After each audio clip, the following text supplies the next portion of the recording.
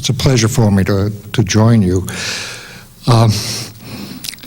As Professor Gunn mentioned, I will be doing something tomorrow on Commodore Perry and the opening of Japan to the outside world. And if we go back, Perry went to Japan in 1853 and then again in 1854, and he signed the treaty that opened Japan, which had been secluded before, opened Japan to the outside world.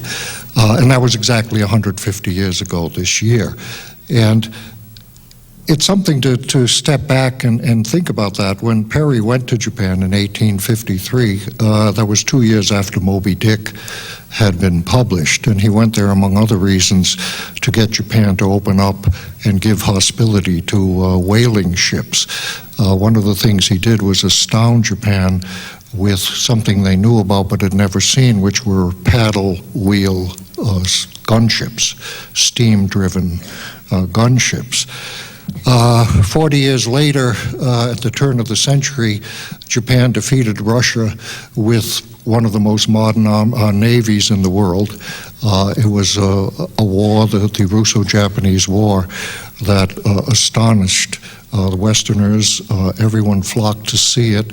Japan was a great power and a great technological power, and that victory was 1905. So next year will be the 50th anniversary of the 100th anniversary of the Russo-Japanese War. And 40 years after that, Japan was destroyed by nuclear weapons. Hiroshima and Nagasaki were the first cities bombed by nuclear weapons by the United States. And now we're here today in 2004. And what you see when you look back at this enormous span of time, this 150 years, is many things. One is much that was very positive in the world, and the other is something that is very dark, and that is, one, the extraordinary, almost exponential change of technology, and the other is violence and militarism and war. And I think if we look back and just step back and look at this darker side, if we think about the 20th century and now the 21st century, what we see here is really, on the dark side, a chronicle of violence, something you could call a geography of violence, or a calendar or a chronicle of unending violence. And if you take just the names of places or events of this modern century, and you could all do this, it will remind you of what a century we've been through and how we haven't escaped it. From World War I, Flanders and Verdun, Nanking and Pearl Harbor, Japan in the war against China and the war here, Auschwitz, Germany, Dresden, the bombing of Dresden, Hiroshima, Nagasaki, Algiers, My Lai. If we take not places but names that bring us to places, the Gulag, the Cultural Revolution, Cambodia, Rwanda, and now 9/11. And each of these, what are we getting into here? Well, we're getting into something, I think, that is very different than another way we frame the world. We tend to frame the world in terms of what I would call capital C cultures. Capital C cultures, the clash of civilizations, the West and the rest, Judeo-Christian civilization versus Islamic or Confucian or Hindu or Buddhist civilization, or in other capital C cultures, what's fashionable now, Hobbesian states versus more idealistic Kantian states. And these set a great difference, particularly between the West and the rest, particularly between ourselves and others, but I don't think it explains that extraordinary cartography of global violence that we've lived through in the last century. And to understand that, I think we have to think about small c, what I would call not capital C cultures, but small c cultures, cultures of war, cultures of violence, cultures of terror, cultures of militarism, or positive cultures, cultures of social justice, cultures of democracy. We can turn it in various ways, but what I wanted to do today was to take three names from that list. Horrendous acts of violence, Pearl Harbor, Hiroshima, and 9/11, events that changed the course of history. And I wanted to play them off against one another in ways that maybe can help us, I hope, understand these cultures of war that shape our lives and that have shaped our modern times. Now, 9/11 is a shorthand. By 9/11, I mean not merely the events of September 11, 2001, but the war on terror, the current war against Hussein's Iraq, the whole issue of weapons of mass destruction. And Pearl Harbor and Hiroshima are also shorthands for much larger issues. Now, if we go back to September 11th itself, immediately there was a link made between September 11th and Pearl Harbor. At the time, I myself happened to be in Vermont, in a rural area in Vermont. I picked up two local newspapers. One had the headline, Infamy. The other had the headline, Day of Infamy. The Washington Post Weekly ran a front page, a date which will live in infamy. The Boston Globe, my hometown newspaper here in Massachusetts, headlined New Day of Infamy. And of course, that's the phrase we associate with Pearl Harbor. We know that President Bush kept a diary. On November 11th, he wrote in his diary, the Pearl Harbor of the 21st century took place today.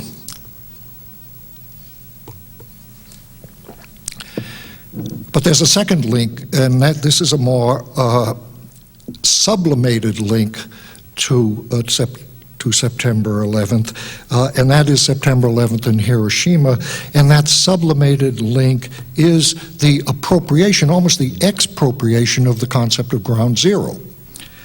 Ground zero being taken over as the code word for the World Trade Center site, and being taken over as also as a symbol of America's really unique innocence and victimization. So there is the link that is latent to the Hiroshima experience, but there's a third link that almost no one picked up, and I don't know why.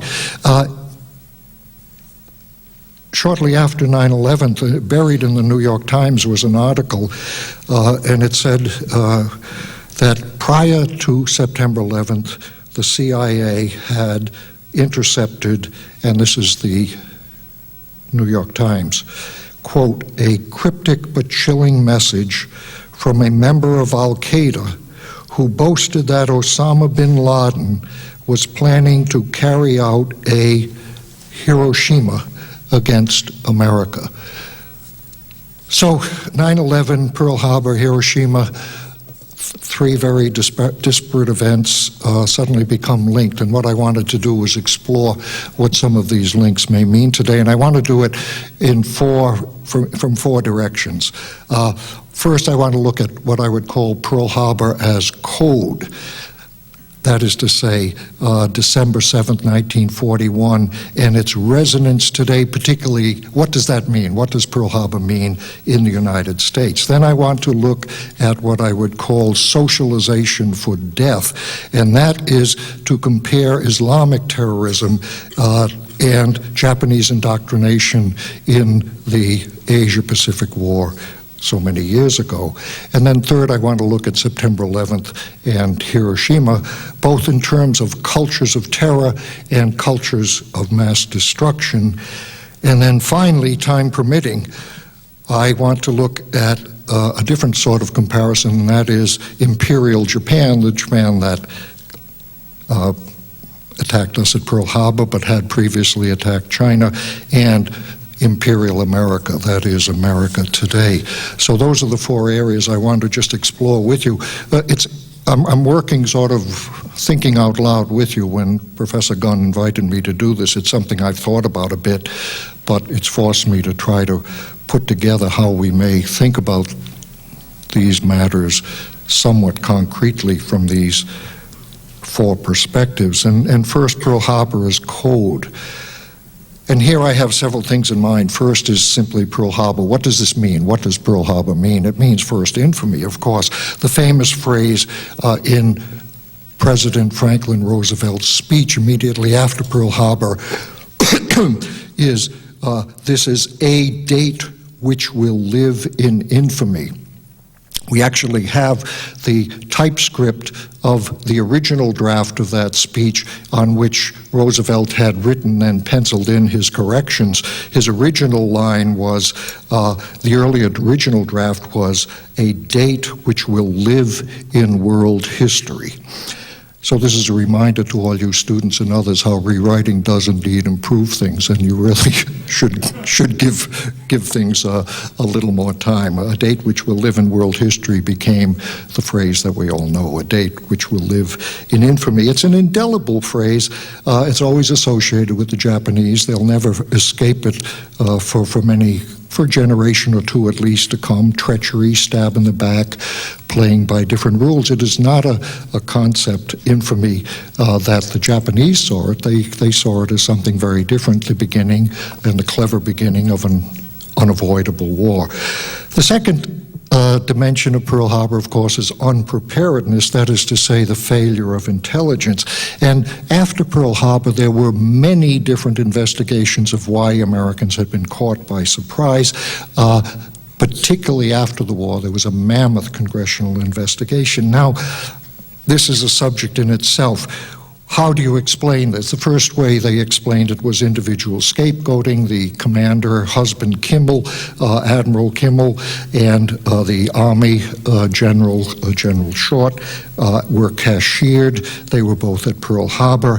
There were also theories called the backdoor to war, that Roosevelt had deliberately ignored intelligence and because he wanted America to get involved in the war and had therefore misused intelligence and led Japan to war. That's a very persistent thesis which I think does not hold up. But there are also other issues here, and I can just throw them out to you. It is the failure of intelligence. One of the issues at that time, and this is very popular, is the concept of noise. This is a phrase that you use. There is so much noise coming in intelligence that after the fact you can go in and look for Pearl Harbor and find it. But with all of the things coming in, there's just too much to filter out, and there's no reason that people at the time could have understood that they should be focusing on Pearl Harbor. And then, and this I think is very interesting, there is the dimension of what I would call prejudice or preconceptions. I think that prejudice and preconceptions tend to usually override hard data in almost every case. Particularly when there is a lot of noise, you see what you wish to see. Admiral Kimmel, during one of his hearings, he was very frank. This was informal.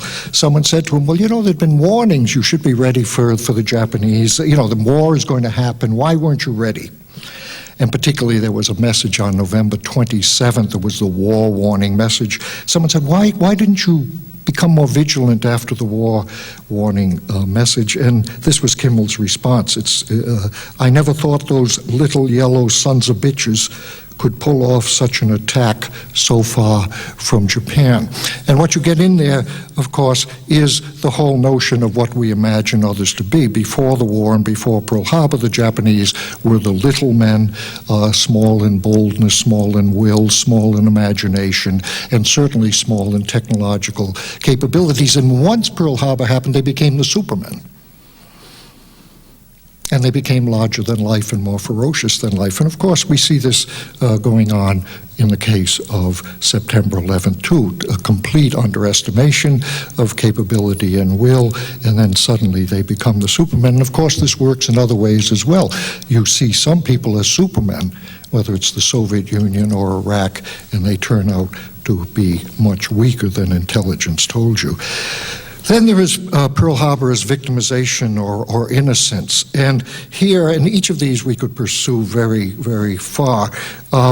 You focus in this victimization and innocence way of approaching things, you focus on the immediate event. That is why most of the books on Pearl Harbor focus on why were they caught short on December 7th. Why weren't they ready for that attack? But that's not the real interesting question. The real interesting question is what led to that conflict.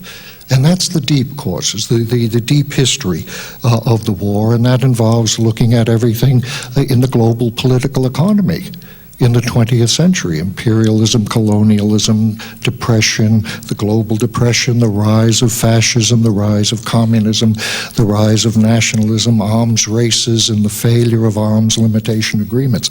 So we tend to ignore that deep cause. And there was another dimension to this concept of innocence. The Japanese attacked on Sunday. Every Hollywood film will begin with the famous scene, and this is staged afterwards, of sailors and their whites at Mass in paradise. Hawaii. Hawaii is paradise. It's like Santa Barbara. It's beautiful, it's sunny, it's idyllic, and these men who are victims are attacked. And of course, this is what happens in the World Trade Center. People who are innocent people, and they are attacked in a crime against humanity in the case of 9/11. And what happens then is you transfer the innocence of those victims to the state and the nation itself. But that is not an accurate thing. You can't say that the innocent victim is the perfect symbol of the innocence of the state. So you get the transfer of innocence as one more aspect of Pearl Harbor as code. And then you have, and this is more recent, Pearl Harbor as a godsend. Pearl Harbor as a desirable, if regrettable, catastrophe. And if any of you have been following the recent events, it was a godsend for Franklin Roosevelt in the sense that he had an isolationist country, and this attack brought America into the war, which he thought had to be done against fascism and Japanese aggression. It was a godsend for the Bush administration because it enabled a weak president to become strong and to put through programs which were on the books already, and this is well documented now. The famous quote is in the Project for the New American Century, and I can't go into it. This is the group of conservative people, including Rumsfeld, Wolfowitz, and many, many other people in the government, and this is September 2000, 1 year before September 11th, and they say we need to increase our military budget, we need to have a more aggressive policy abroad. They later go on to talk about we need to take out Iraq, and what we need to permit this, and now I'm quoting that document, is a, quote, catastrophic and catalyzing event like a new Pearl Harbor. So it becomes a godsend, even though it is a terrible catastrophe. And then you move on to Pearl Harbor as a scare word, because you will be seeing this more and more. Because we have the image of a terrible Pearl Harbor, we must always promote never-ending military expansion to make sure we are not ever caught short again. And the key to this, which is a concept that's been in the Pentagon since the 1980s, of course, is to control space. And now I'm quoting Donald Rumsfeld before he was appointed Secretary of Defense by President Bush, quote, if the U.S. is to avoid and he puts this in quotes, space Pearl Harbor, it needs to take seriously the possibility of an attack on U.S. space systems. So here's another use of Pearl Harbor, and then there's another which I would call Pearl Harbor as unwitting irony, and this is, of course, that Pearl Harbor, which is such a horror, such an infamous act in our minds, is also a model for us, and the model is preemptive war. The person who picked this up and has written about it and mentioned it in several places is the very distinguished historian Arthur Schlesinger Jr. He's said this in several places. Let me read what he wrote in the LA Times. That preemptive war came out in June 2002. Schlesinger shortly after writes, and I'm quoting, "The president has adopted a policy of anticipatory self-defense. that is alarmingly similar to the policy that Imperial Japan employed at Pearl Harbor on a date which, as an earlier American president said it would, lives in infamy. Franklin D. Roosevelt was right, but today it is we Americans who live in infamy. Pearl Harbor has been turned in another direction.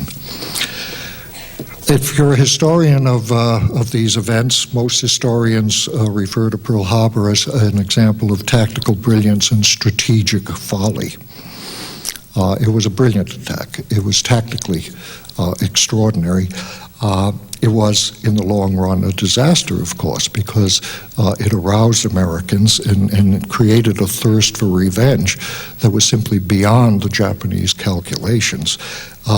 It gave us that great slogan, which is "Remember Pearl Harbor," and which in the military was a little bit more expanded. It was "Remember Pearl Harbor, keep 'em dying, keep 'em dying." That was a Marine slogan. Certainly, Pearl Harbor was tactically brilliant and strategically mad. And I think the jury is simply out whether this is true of 9/11. It seems to have been tactically brilliant, which it was, and strategically mad because it aroused the war on terror. It led to America's extraordinary response. But at the same time, that response has, of course, exacerbated terrorism, caused problems as much as it has prevented terrorism. The war on the jury is out on Iraq, whether that tactically brilliant strike was in fact strategic folly. And then finally, and I must tell you, I just wrote notes in preparing this. I never write out a talk, and I had about 35, 40 pages of single-space notes, so I've thrown away much of it. So I can just give it to you impressionistically, but the last thing on Pearl Harbor's code, I think you should think of Pearl Harbor as deep history. How do we get into Pearl Harbor anyway? What's America doing in Pearl Harbor?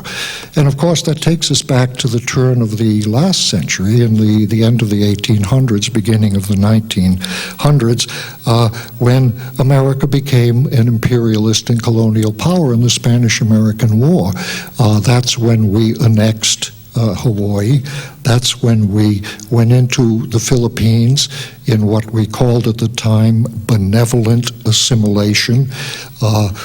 The number of Filipinos killed in that benevolent assimilation was between 100,000 and 200,000, many of them civilians. This is when we go back to this early American empire, where do you think we got Guantanamo from? It comes out of those early events in 1901. That's when we got the rights to Guantanamo, where, of course, we are talking once again about the aftermath of 9/11 today. So there is a deep history here, and I had pages on that, but I don't want to go into that. Well, that's Pearl Harbor's code, and it's intriguing. It works in so many ways. But then there is September 11th and the Japanese themselves and their indoctrination in World War II, because it wasn't just the surprise attack, it was the suicidal nature of the attack, it was the fanaticism of the attack. And so the second area I wanted to suggest may be useful to look at is socialization for death. Islamic terrorism and Japanese indoctrination. And the rhetoric here, if you do Japan as I do, is very striking between what the Islamic fundamentalists, Al-Qaeda and others say, and some of the rhetoric and propaganda of World War II. You have the whole concept of holy war, jihad, or in Japanese, seisen. You have the absolutely key concept of purity. The purity of the Islamic fundamentalist. In Japanese, this came out in various ways. The spirit of Yamato Damashi. You were pure. Purity was the key concept in Japan. You were pure, brave, loyal, selfless. And purity is the American counterpart to innocence, or innocence is the analog to purity. Oh, you're always pure. We are always pure of heart when we fight. And this, of course, leads to the notion that, on the Japanese side, that you are spiritually superior to the enemy, and that will give you a victory. I'm quoting, there are many, many quotes in Japanese. Let me give you a short one from a very distinguished Japanese novelist, Shigenaga Oya, during the war after Japan's early victories. Quote, "The Americans are boasting of their economic power and huge military budgets, but how much poorer they are in spiritual power compared with Japan." And there is, of course, that notion that spiritual power will defeat material power.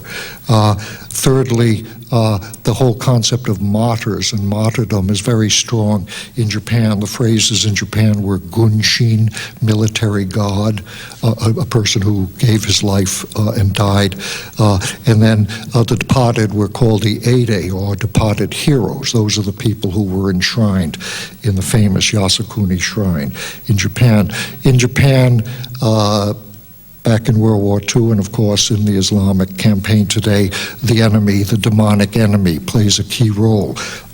What the Islamic fundamentalists refer to as the Christian and Jewish infidels has its counterpart in Japan with what they refer to in the most famous pet phrase as the Kichiku Eibe, the demonic British and Americans, the demonization of the other. Both sides dwell in very, very strongly on Western decadence. And if you go back into the propaganda of Japan, and I'm just pulling something up from a famous propaganda document of 1941 called The Way of the Subjects. They do a critique of Westernization, or it's their version of what we refer to Orientalism. It's their form of Occidentalism. What is the West characterized by? Extravagance, selfishness, hedonism, liberalism, democracy, materialism, money worship, individualism.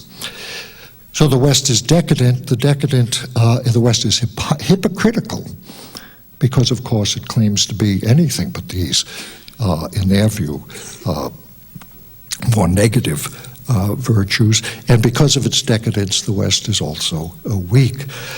And then nobody goes to war saying, "I'm going to long live aggression." All wars are wars of liberation or justified, and you have the extraordinary liberation rhetoric on all sides. The Japanese in World War II speak of liberating Asia, speak of Pan-Asianism, and they are liberating Asia from the white peril of Western colonialism and the red peril of communism. That was their rallying cry. We speak of a yellow peril, but they speak of a red peril and a white peril. And let me just give you an example of this rhetoric, which once again will sound familiar to you. This is by the man who almost everyone recognizes today as the most important philosopher of modern Japan, Nishida Kotaro, probably the one philosopher that Westerners really work seriously on. Nishida Kotaro in 1943 wrote this: "The Great East Asia War is a sacred war because it is the culmination of the historical progress of Asia. For a long time, the Anglo-Saxon imperialists have oppressed the peoples of East Asia and exploited their resources. Japan will win this war because her people are determined to sacrifice their lives for it. Japan's victory will save Asia and will offer a new hope for mankind." And if you turn yourself around, you can understand, or you can place this in the context of so many Arab people, so many other people in the world having a certain sympathy for Bin Laden or for the resistance to the U.S. occupation in Iraq, the notion that the West has been oppressive and we will liberate the West. Now, the most obvious similarity I think that most people drew between 9/11 and the Japanese was the suicide nature of the attack of the attack of September 11th. And this is a very, very long topic in itself. I can only really suggest impressionistically what this leads us to. Let me just do it very very quickly. In terms of organization, of course, the Japanese suicide attacks that you know as kamikaze did not get introduced until late 1944.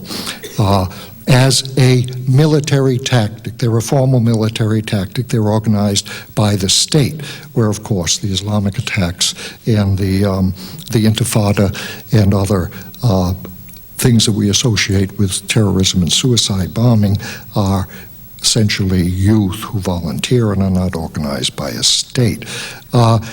They were, of course, only males in the Japanese case, whereas now we're beginning to see females emerge as suicide bombers. The targets in the Japanese case were exclusively military. The numbers of martyrs involved is always very small. In the case of Japan, they estimate that around 3,900 people died in the kamikaze type of attacks. The total number of deaths in Asia in World War II is somewhere around 17-20 million people. So the total number of Japanese military deaths in World War II in the China War is 2 million. So less than 4,000 of these are Palestinian, are Japanese. If you go back to the Palestinians and the Intifada and the suicide bombers now, of course, the numbers are very small as well.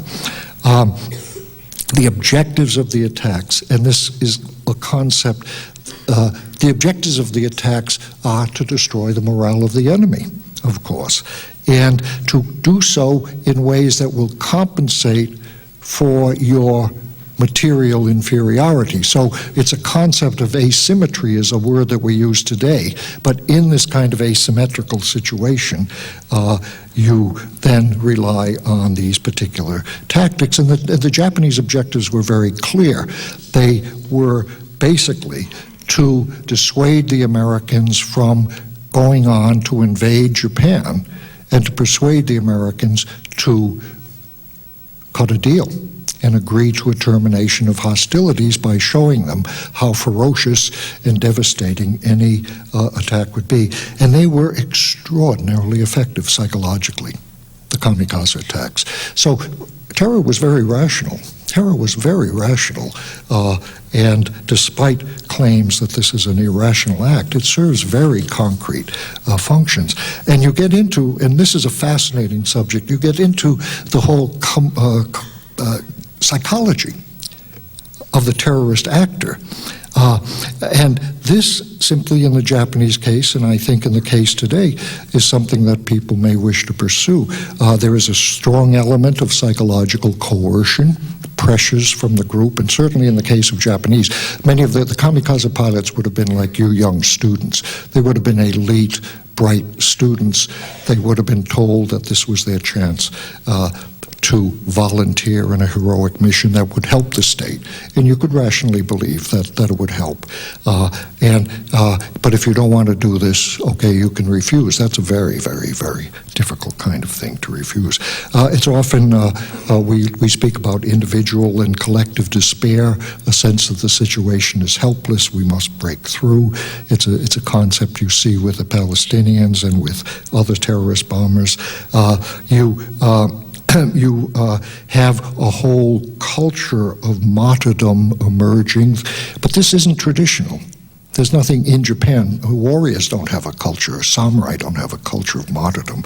This is something new. And it's not peculiarly Asian or Islamic. Again, it's not anything associated with a capital C culture. Let me just read you a quote from an observer, an American in 1862. This is an American in the Civil War talking about the Confederate dead in Kentucky.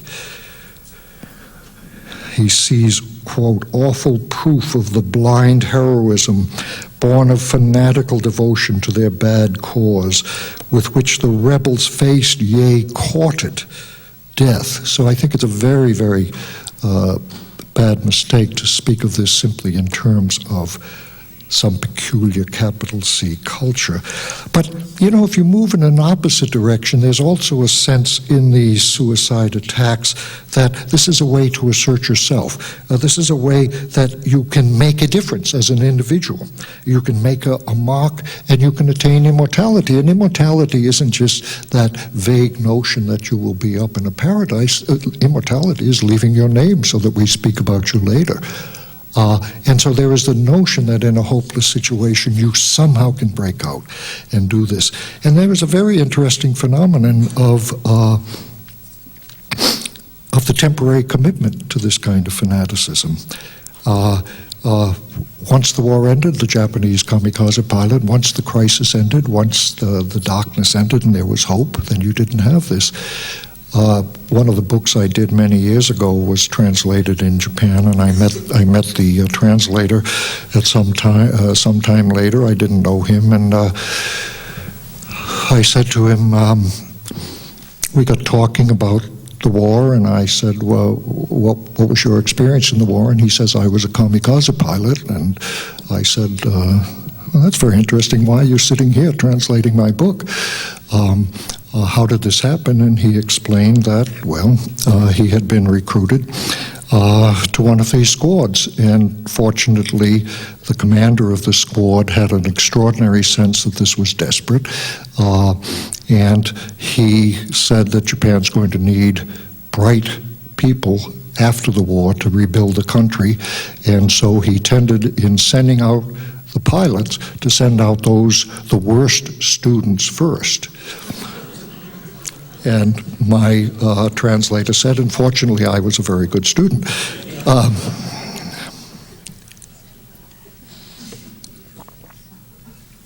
But it is a temporary commitment, and that whole fanaticism. Now, I don't wish to underplay the potency of religious fundamentalism at all, and I'm not trying to do any kind of exact comparison. But it is very interesting at the same time that people who can be driven to events like this can turn very, very quickly in other directions. Now, let me look at the third area, which is September 11th in Hiroshima, where we would talk here, I think, about two things, cultures of terror and cultures of mass destruction.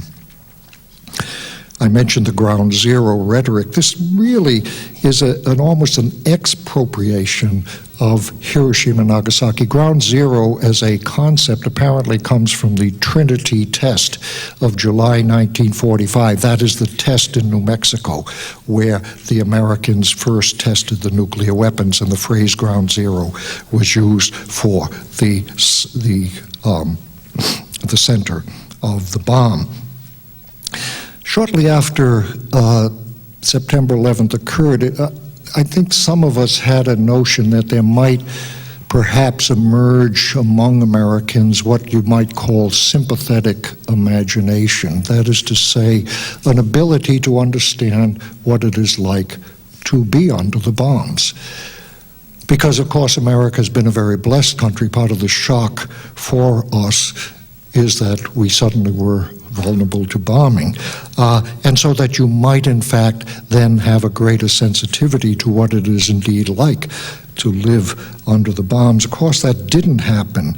And what has happened instead is that it has led to no sense of association with other bombings, no association. I doubt if you ask many Americans of what ground zero means, where did it come from, I doubt if any of them would mention that it was a term we always used to associate with Hiroshima and Nagasaki. And in fact, we've moved in the other direction, just as we mourn and correct and memorialize, and understandably, ground zero, our ground zero, we of course celebrate our greatest symbol of the Japanese ground zero, which is the Enola Gay. And I don't know how many of you picked it up, but the Enola Gay, which was made the subject of an exhibition controversial at the Smithsonian in 1995, has just been moved to become the centerpiece of the Smithsonian's exhibition, permanent exhibition at Dulles International Airport.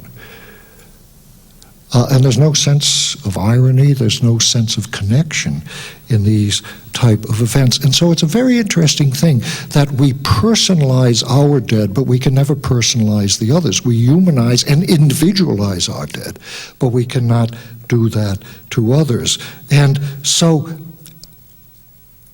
there's a failure here. There's a failure of an ability to understand this larger world we live in. That we mourn the people of the World Trade Center. We don't mourn the Pentagon people for some reason, but we mourn the people of the World Trade Center. And that's very understandable. And the New York Times was putting a picture of some 3,000 people, individual picture of every person who had been killed, and it made us realize how horrible that was. It was very moving. In Hiroshima and Nagasaki, the original ground zeros, the number of war dead was probably around 210,000, about 140,000 in Hiroshima and about 70,000 in Nagasaki. And if you had done with those individuals, what the New York Times did with the World Trade Center, that is to say, put 10 individuals in the newspaper every day, the Japanese would just about be finishing today. But we don't do this, and we turn this event, this ground zero rhetoric, we just turn it into our own in very interesting ways. I mentioned earlier the transfer of innocence, where the innocence of the victim of Pearl Harbor or the World Trade Center is turned into the innocence of the state or the nation. And there is another dimension here which I would call nationalistic numerology. We don't even mourn, we mourn the American victims of the World Trade Center, but there were hundreds of people who weren't Americans. And you know, this is very similar to what the Japanese do at Hiroshima, particularly Hiroshima and Nagasaki. For decades, they were seen as places where Japanese were killed by the nuclear weapons. In fact, thousands and thousands of Koreans were killed in Hiroshima by the nuclear weapons. We put the numbers around 10,000 or 15,000 Koreans killed in those atomic bombs. About 3,000 Americans were killed at Hiroshima. They were Japanese Americans trapped in the war. There are huge numbers of non-Japanese victims, and the Japanese didn't recognize them. And we, in our way, have done a similar thing with World Trade Center. And then the second dimension of this 9/11 in Hiroshima is, of course, the concept of state terror, and that is simply the fact that it is from World War I that we see the legacy of deliberately targeting civilians to destroy morale. The Japanese begin it in China. When the Japanese began to do this in China in the late 30s, Americans were appalled, and the writings I didn't bring them with me, that this shows how barbaric the Japanese are, that they are beyond the pale of civilization because they bomb civilians. And the Germans, Guernica, Picasso's Guernica, painting the Germans, this is beyond the pale. But of course, by the end of World War II, the British with Americans were bombing Germany and the cities of Germany, and then we move on to Japan.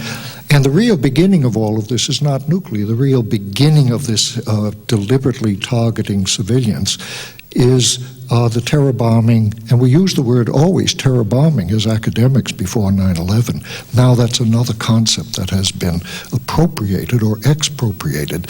But the bombing of Tokyo in the Great Tokyo Air Raid of March 9th and 10th, 1945.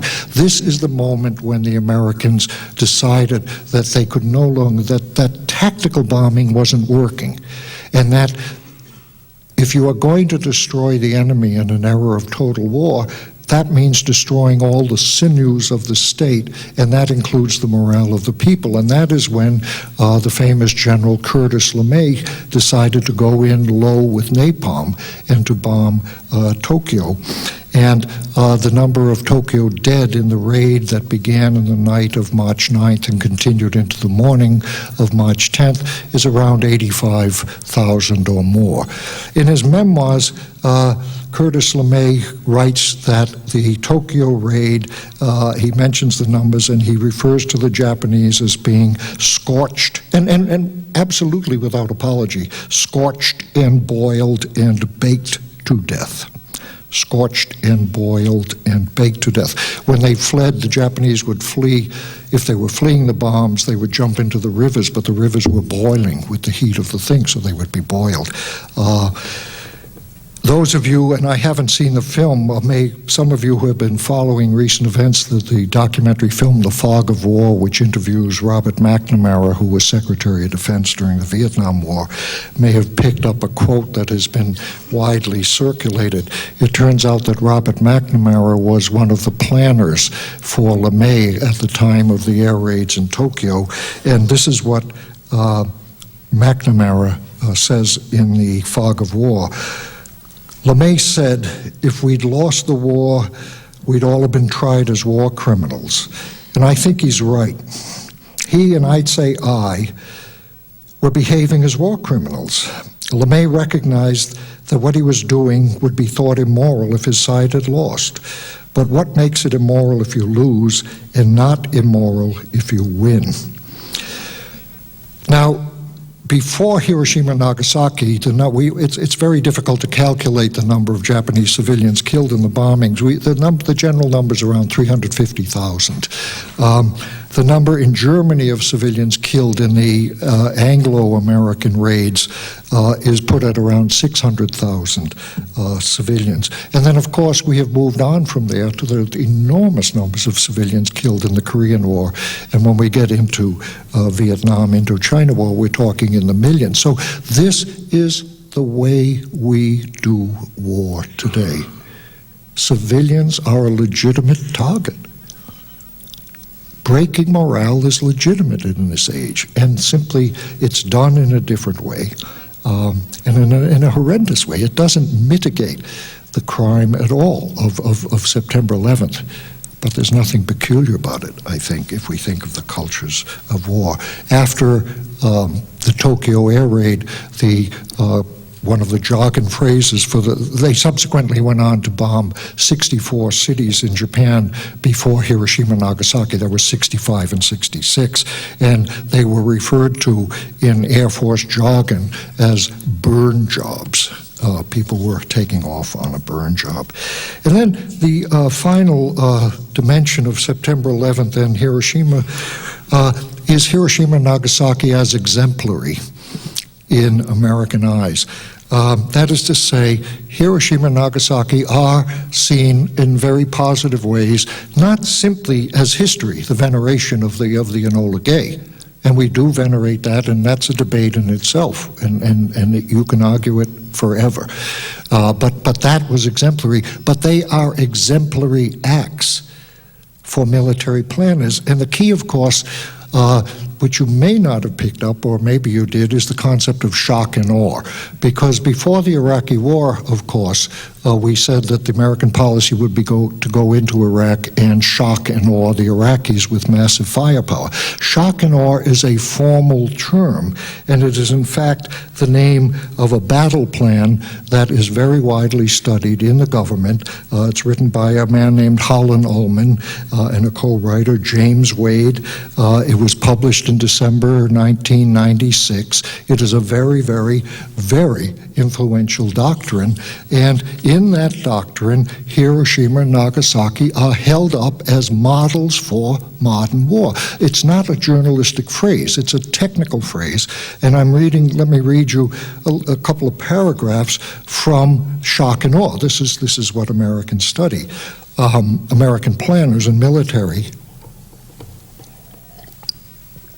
Theoretically, the magnitude of the shock and or rapid dominance, all in capital letters, shock and or rapid dominance, seeks to impose in extreme cases the non-nuclear equivalent of the impact that the atomic weapons dropped on Hiroshima and Nagasaki had on the Japanese.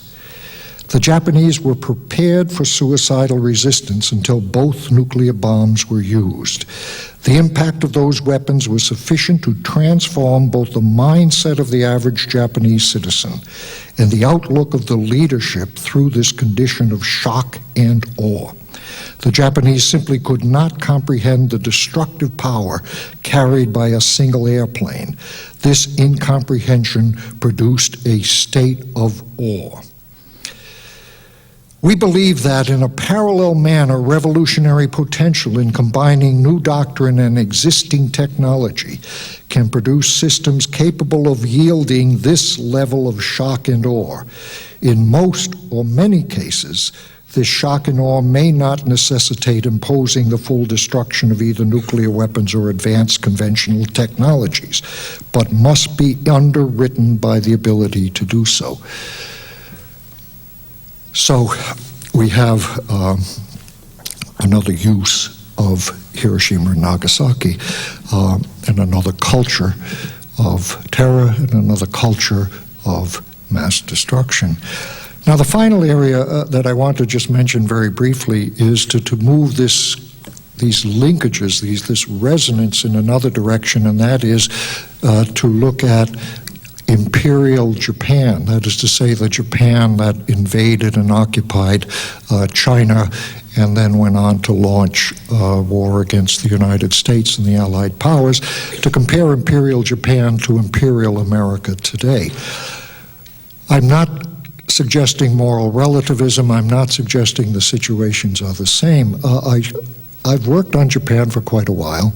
I've worked on the war, and since 9/11, I think it's fair to say that I understand better as a historian what was going on in Japan at the time. I can understand things a little better. Certainly you ask different questions of it.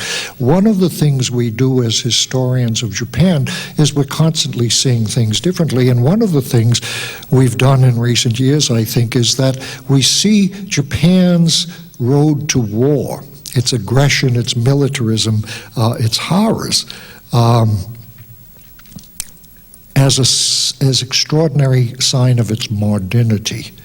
That's very different than the view at the time of after World War II, when it was a sign of Japanese backwardness, semi-feudal nature of Japanese society.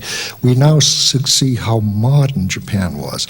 And by the same token, if you turn this around, I think you can see, and this is what I'm trying to suggest by saying Imperial Japan and Imperial America, you can see, despite the extraordinary innovative nature of our modern situation militarily, you can see how the traditional dimensions of U.S. military expansionism today. What do I have in mind by saying Imperial Japan and Imperial America? And I have here several things. One is the key concept in understanding Japan, I think, in its road to war, is right-wing radicalism. What drove the Japanese in the 1930s was the notion that you would create a new order abroad, simultaneously with creating a new structure at home, and that what you were doing domestically and what you were doing abroad would be interrelated. And the people who drove this was a very small, very smart, articulate coterie or cadre of people called the new bureaucrats, shinkanryo in Japanese, or sometimes called the renovationist or reform bureaucrats, kakushinkanryo. They're very similar to the neoconservatives today. It is a small group, it is very articulate, very influential, very radical, and have a sense that what you're doing abroad and what you're doing at home is indeed inseparable. What did we see in Japan then that I think we can understand better today and similarly learn from? Mobilization for what is called total war. Total war is a post-World War I concept that you mobilize all the resources of society. What forms for potential war? What forms does it take? The military budget is completely skewed, overwhelmingly skewed to military expenditures. Relationships are forged between the government and new corporations or old corporations that we would today call the defense industries or the military-industrial complex. They were known as the new Zaibatsu today, and of course we have our new people on the scene today, as well as the old contractors, the Betchells and the Halliburtons. The war was very, very good for Japan, 1930s to 1945, in terms of technology and science. We refer to the period as economic historians from 1930 to 1945 as the period of Japan's second industrial revolution. That's when they made their great breakthroughs in heavy and chemical industry. That's when engineering became so powerful and sophisticated. That's when a very sophisticated cadre of blue-collar workers emerged. Post-war Japan was devastated. All those 60-plus cities were leveled, and 3 million Japanese were dead at the end of the war, but that didn't matter because what you had was extraordinary human resources that had been developed during the war, knowledge for rebuilding. And of course, the counterpart today is the great information technologies and the new technologies that war brings with it. That period in Japan also was a period of enormous mergers of banks and all sorts of other financial and industrial corporations, colossal mergers which carry over to the present day. The Imperial Japan going to war, one of the keys was the repudiation of internationalism. And the key token of this was Japan walking out of the League of Nations in 1933.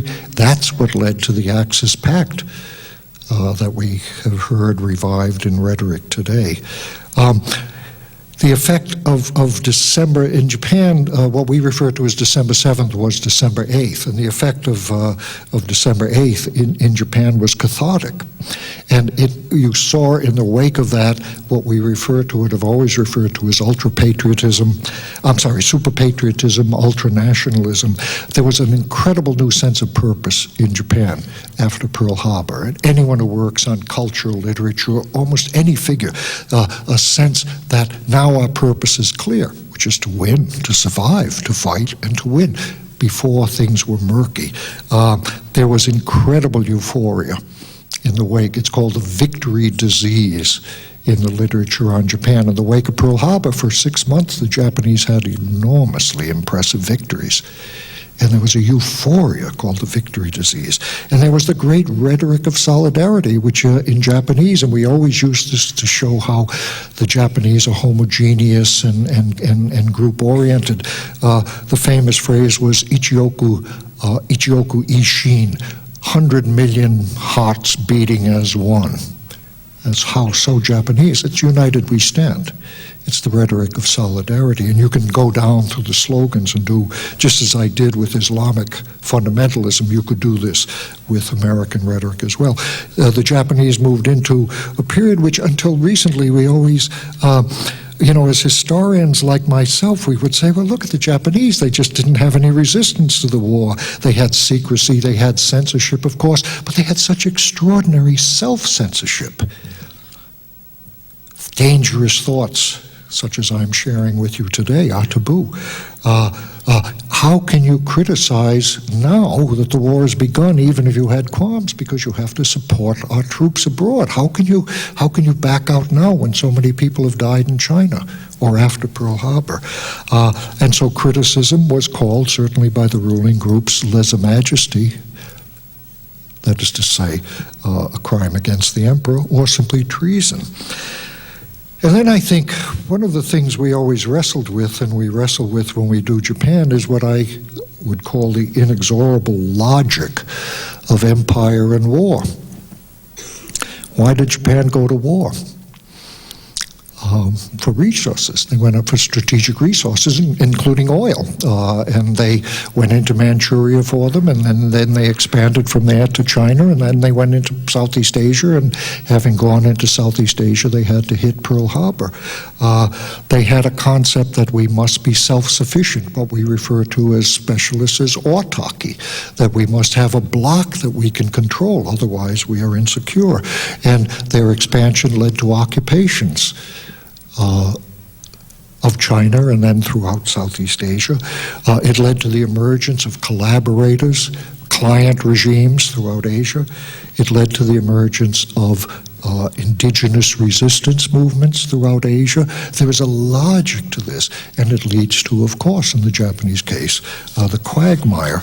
And I think this leads us to something which, again, to me is one of the small c cultures, and this is the final thing I would say, and that is the pathologies of power.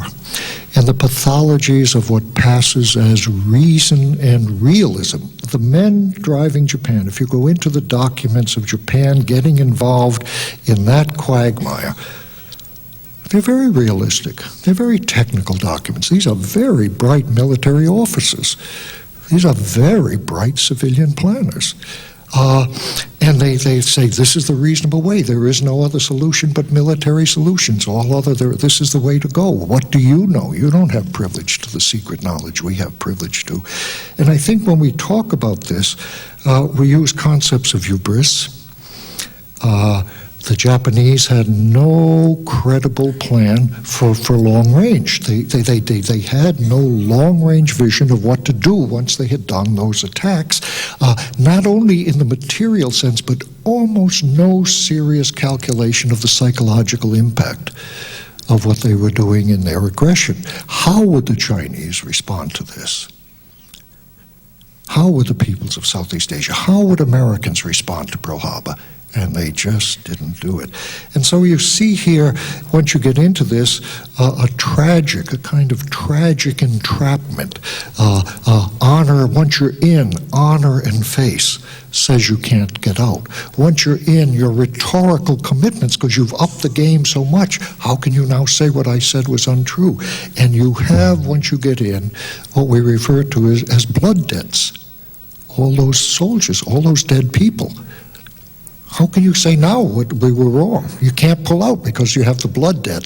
And so the blood debt goes on. And so in using this final concept of pathologies of power and pathologies of realism, and these, as I say, I wrestled with these for many years as someone working on Japan, and now I say I see them with different eyes, but I can also, I don't think they're peculiarly Japanese, certainly anymore. And these concepts I use now, hubris and tragic entrapment, move us to a dimension that literary studies and other people would use, which is, of course, tragedy itself. And I want to conclude with Harry Truman and Shakespeare. President Truman, of course, was the person who dropped the atomic bombs or sanctioned the dropping of the atomic bombs on Hiroshima and Nagasaki. He always said, I never gave it a second thought. He was a tough guy. That's the usual image. I don't think it's a correct image. We know, for example, that the Americans had 2 bombs at the end of the war. A third was on the way, and when they urged, he gave orders that the third wasn't to be used until he commanded it. And when someone told him that he should rush ahead because the Japanese deserved as many bombs as could be dropped on them, he said he didn't want to keep killing all those women and children. We know he had second thoughts, but that isn't part of the record. But I wanted to read something which appeared in a book many years ago, called Plain Speaking, which is a book published by a writer named Merle Miller, and it's simply excerpts from Harry Truman. And he gives all the quotes from Truman, what he said about the bomb, and you people, you know, if I'd listened to you people who oppose the bomb, all our boys would be dead, and so on. And what Miller found was that Truman, of course, was out of office now. This was done many years after Truman had left the presidency, that in Truman's personal library, he had every book written about the atomic bombs was sitting in his library, and he apparently had read them. And at the end of one of those books, not at the beginning, but at the end, was Horatio's speech from Hamlet. And Truman had underlined the entire speech and had underlined the last line twice. And this is Horatio's speech from Hamlet. Let me speak to the yet unknowing world how these things came about. So shall you hear of carnal, bloody, and unnatural acts, of accidental judgments, casual slaughters, of deaths put on by cunning and forced cause. And in this upshot, purposes mistook, fallen on the inventors' heads. But let the same be presently performed, even while men's minds are wild, lest more mischance on plots and errors happen.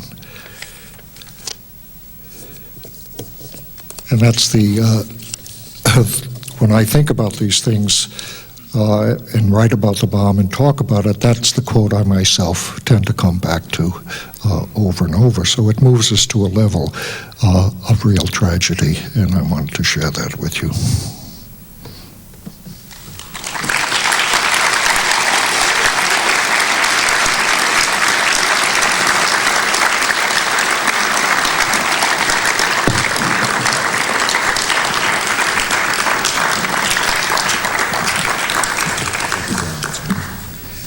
Professor Dower, we'll take some questions if any of you would like to pose them, but we will need you to move to the microphone. And I may have to repeat them. I'm terribly hard of hearing. It's very difficult for me, so I asked Professor Gunn if he would repeat the questions. Even if you're at the mic, it sometimes is hard for me. Would you comment on a thesis of Tom Friedman, New York Times, beyond the similarity of the almost religious fanaticism between the kamikazes and the Islamic suicide people? He mentions about the corruption of the governing peoples in these Arab countries, where the princes, say, for example, in Saudi Arabia, they're all living really high on the hog, while they have tremendously high unemployment, no opportunity. And Tom Friedman put it that they hate life, or they hate us worse than they love life. Would you comment on that?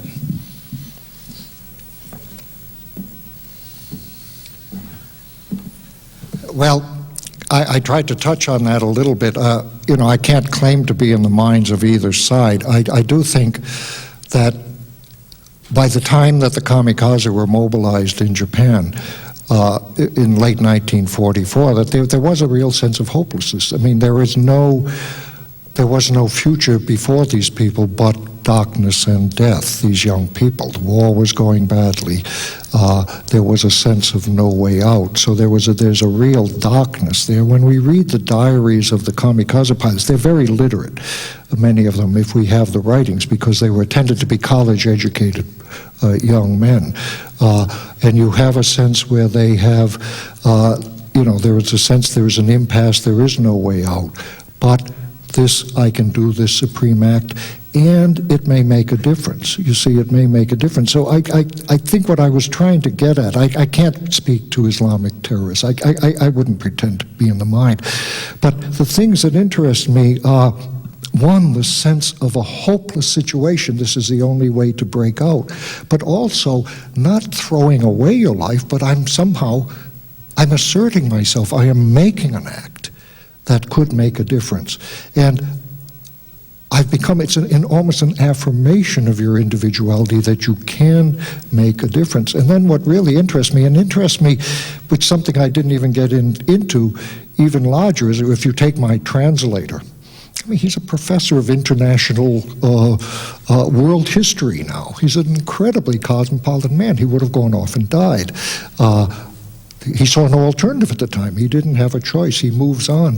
What really interests me also, and this is more not just the kamikaze pilots or people socialized in this way, but the manner in which once the terrible crisis ends, that commitment goes away. It's not that they're inherently suicidal, and this is an ideological thing too. The moment the war ends in Japan, The fanaticism is gone.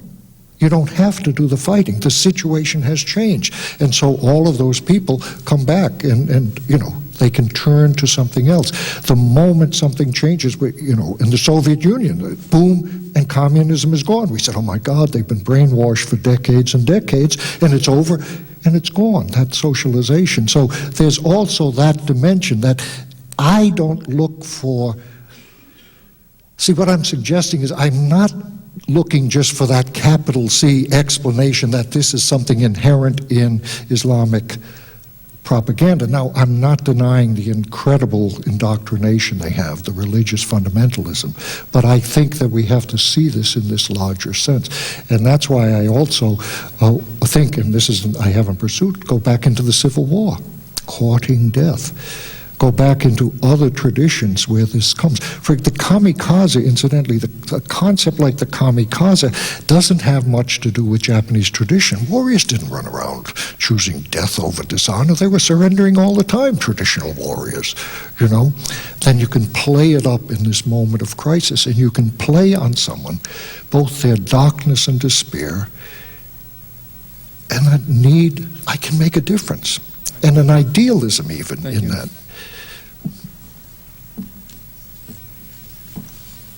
I think you described the situation of our military in Iraq right now with the words tragic entrapment.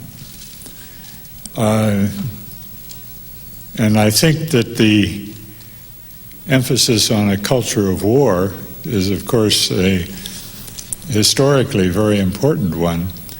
But wouldn't it be even more important for the future if we could move to a culture of peace? Could you discuss the way in which that might take place? Oh, I got it, but how do we move in that direction?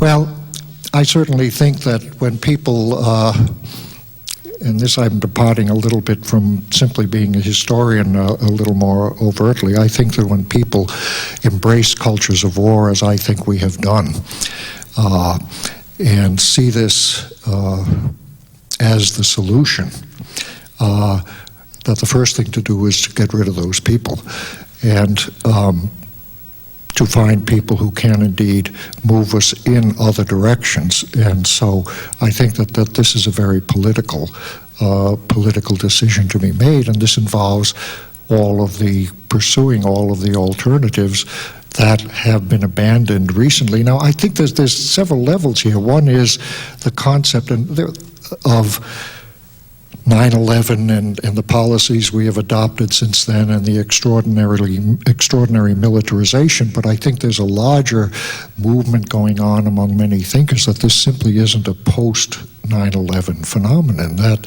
America has been moving in various ways toward militarism, that it is beginning to take on the characteristics of a militaristic society, and this is in various ways that are structural, including economic ways, the extension of bases overseas, the extraordinary investment we have now in weapon systems.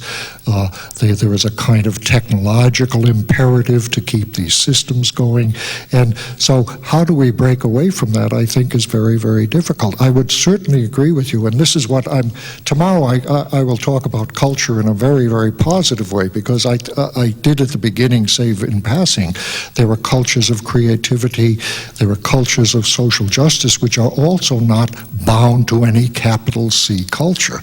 And cultures of peace is indeed something that we cherish. Cultures of peaceful protest is something that we can look for in every society. But I think here the answer has to be something that involves political action, to bring in people who have this different kind of vision and to educate people as best we can about what this is.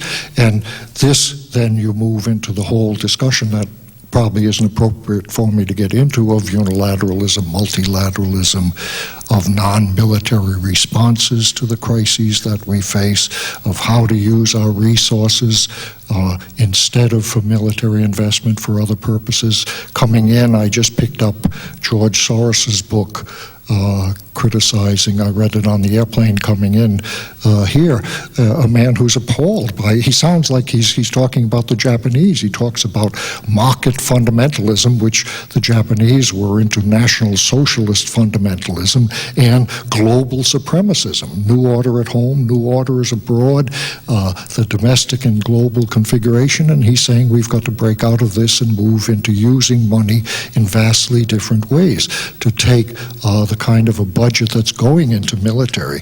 And the whole right-wing movement, a neoconservative movement, is that there's never enough defense spending. There's never a sophisticated enough weapon. I didn't even get into the cultures of new nuclear weapons, the bunker busters, the small weapons. And we know that when we develop these weapons, they're used. There's a technological imperative. You develop weapons and then you want to try them out and you use them and then you move on to the next generation of weapons and then you try it out. And the next space, of course, is to militarize out of space. And there have to be voices that can make this very clear and say this is a squandering of our resources. It leads to extraordinary instability throughout the world, and you need those voices to come up and speak. So I think the solution has to be political and it has to be educational. Thank you very much for your very lucid exposition. At the risk of tempting you outside of your historical field, I wonder if you would mind addressing for a moment the question of 9/11 as compared to the Reichstag fire. You've spoken mainly on the impact of 9/11 on our foreign relations, but domestically it also had a tremendous impact. And I will leave out conspiracies, but the 9/11 as a sort of modern Reichstag fire, which leading to the Patriot Act and that sort of thing, the appropriation of an event which may or may not have been,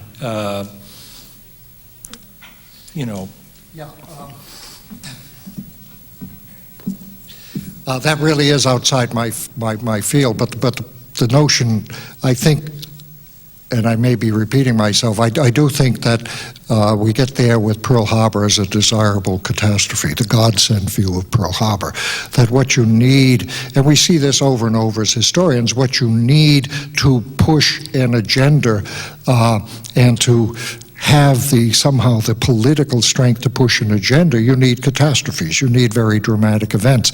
And we can do this in other ways as well.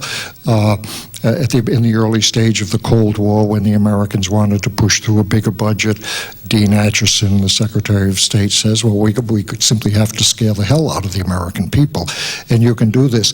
I'm not sure if I can really be precise on what you're saying, but I think it goes back to what I see, and this is where I found the Japanese analogy instructive.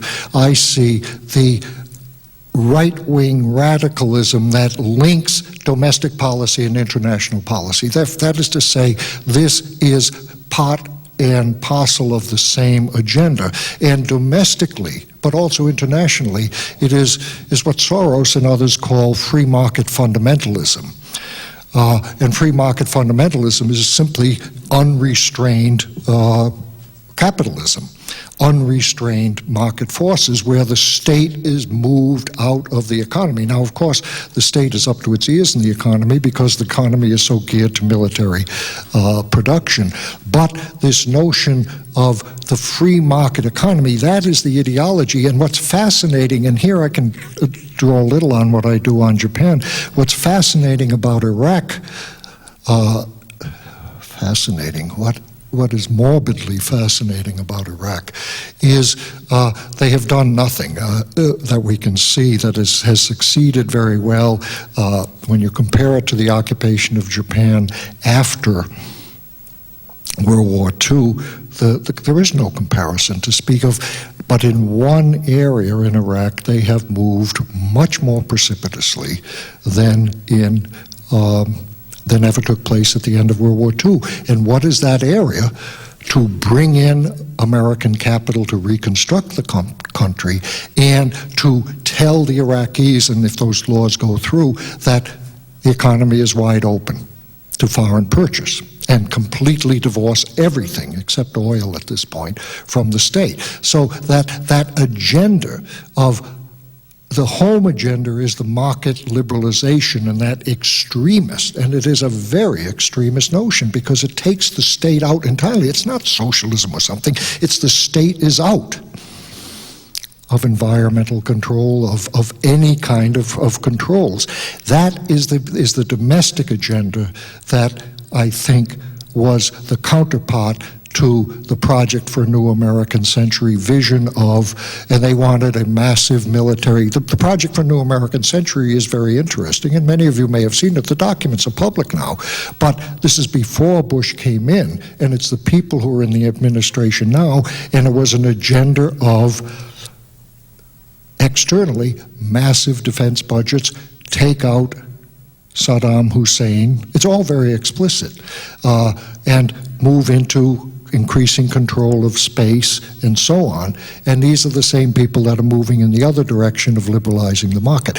When Bush came in as a very weak president after that very controversial election, he had no mandate, he had no ability to move, and that September 11th, that catastrophic event like a new Pearl Harbor gave them the ability to push through that agenda. And then, of course, it also has led to the agenda of domestic movements against civil rights and in other areas that certainly someone like Ashcroft was predisposed to do. So this has been an extraordinary, it is an event, 9/11, that changed history just as Pearl Harbor did, just as Hiroshima did. These are events, moments that changed history. We have time for perhaps one more brief question? Yes. Okay, thank you. Thank you. And then Professor Dower will be signing books in the lobby for a few minutes. We have to clear the room by 6 o'clock. Thank you. It could be argued that the result of World War II could be seen as a testament to the superiority of the American system prior to World War II. Somehow, it seems that since then, our government has increasingly modeled its methods and philosophies on those of the states that lost World War II. This seems ironic if it weren't probably more accurately tragic. If you could comment on how you think that process has been allowed to sort of co-opt what the vision of America by Americans itself in, say, 1940-41 was from what it is today. Thank you.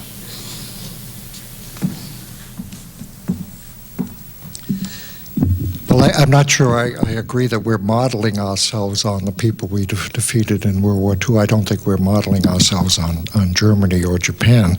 But World War II, certainly, any historian who looks at World War II and its aftermath, it was a cataclysmic event, and that is what makes America the great superpower that it became afterwards. And it moved us into things that we didn't have before. It moved us into an intelligence apparatus that we never had before, of course, because of the failures that Pearl Harbor exposed. It moved us into a military-industrial complex because of the Cold War that replaced it, that President Eisenhower was warning about in the 1950s. It moved us into something which is another hyphen on that, a military-industrial university complex in which the university became involved in all sorts of military-related affairs. At the same time, we came out of World War II as a country fired with certain ideals of, as a great power and the dominant power, but fired by certain ideals of internationalism, of multilateralism, and certainly when I deal with a topic, and I should stay where I work, I work on occupied Japan recently, and I'm often called on to deal with Iraq in the light of Japan, or occupied Japan in the light of Iraq, and it was a different world at the end of World War II. It was a world coming out of the New Deal experience. There was, if you go back to Japan, there was a real sense at the time that the state did have a role to play, not dominant role, but a role to play in the economy, and it was a world in which we did believe in working to build other countries. We really believed in nation building. We did very remarkable things in Europe. But there was something that took hold, and I think here, this I think is where some of the thinking is going now, and probably the best way to get at this is a book like Chalmers Johnson's new book called The Sorrows of Empire, which has just come out, The Sorrows of Empire. There was a certain point at which things started to accelerate, and the Cold War held them within bounds. And when the Cold War ended, accelerate in the sense of expanding the military base system, expanding the whole strategic structure of the country. When the Cold War ended, we're free to just push it on our own, and instead of taking that moment to try to reassess, we pushed it in extraordinary direction. So where the thinking is going now, this is happening very rapidly, I think, is that a year or so ago, academics couldn't use the word American Empire very well without getting really challenged by anyone. If you talked about American Empire, you were really attacked. And I remember a very sober person at Harvard who was writing about empire in the Harvard Journal, and he said, well, America has an empire, and he was telling me he got all sorts of hostile talk. We don't have an empire, it's not like the old things, and so on. Now, on both the left or the so-called the people who accept that in a critical sense, we speak of an American empire or an American imperium, frankly, and on the neoconservative and conservative side, you say, and it's good. Isn't this a wonderful thing? So that's where the movement went toward talking about an American empire, and indeed, we are the sole superpower. And where it's moving now is, people accept that we're an empire. It's now moving to the question of whether we're also a country that is increasingly militaristic. And a country, and this involves, of course, the extraordinary response at home and abroad to September 11th. And therefore, the concept is now beginning to appear, and Chalmers Johnson does it very strongly, but that we are a country where we must address the concept of militarism in this country, and militarism of a sort that leads to increasing emphasis on government secrecy, militarism of a sort that has created an extraordinary economic investment in military expansion. The whole military is privatized now in many respects, so that much of the domestic economy rides on it, and militarism that in its cult of secrecy and its obsession with security gradually encroaches on our rights as individuals, our civil liberties. And so I think that's where people are wrestling. And once again, it's a small c culture. It's the cultures of militarism. How do we wrestle with this type of thing? So, you know, on the one hand, as a historian, I can take you back to the Philippines and the early American imperialism, and I can take you through America and Latin America, and I can take you through our whole tradition of what we always refer to as sentimental imperialism or whatever. We always have a soft term for it. We've always had that dimension, and I can take you through that, but there has been extraordinary changes recently. And then you go back to what I began with, perhaps, which is if you look from Perry to the present day, and you see not simply that we went from whaling ships to nuclear weapons, or the first paddle wheel coal-driven gunboats to nuclear weapons in 90 years, but that change has become exponential. It's so rapid now that it threatens to go into dimensions we can only dream of in our worst nightmares.